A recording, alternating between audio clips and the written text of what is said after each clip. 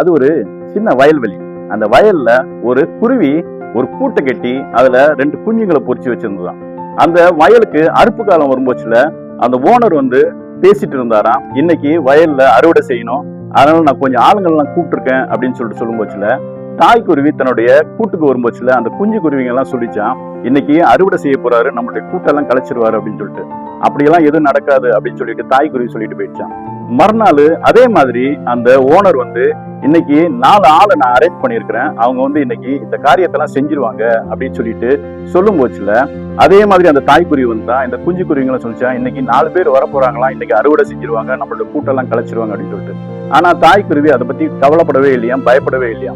அடுத்த நாள் ஓனர் அதே மாதிரி யாருமே நம்ம நம்பியிருக்கவங்க யாருமே வரல, அதனால நாளைக்கு நம்மளே அறுவடை செஞ்சிட வேண்டியதுதான் அப்படின்னு சொல்லிட்டு போனாராம். ஆனா இந்த குஞ்சு குருவிங்க பயப்படவே இல்லையா, தாய்க்குருவி வரும்போதுல எது சொல்லிச்சான். ஆனா தாய்க்குருவி பயந்துதான், ஏன்னா அவரே களத்துல இறங்கி அந்த வேலையை செய்யறதுக்கு இருந்தாராம்.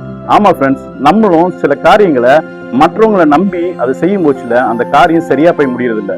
நம்ம செய்ய வேண்டிய வேலையை நம்மளே அந்த களத்துல இறங்கி செய்யும் போச்சுல அதுல வெற்றி நிச்சயமா கிடைக்கும். நல்லதை பார்ப்போம், நல்லதை பகிர்வோம்.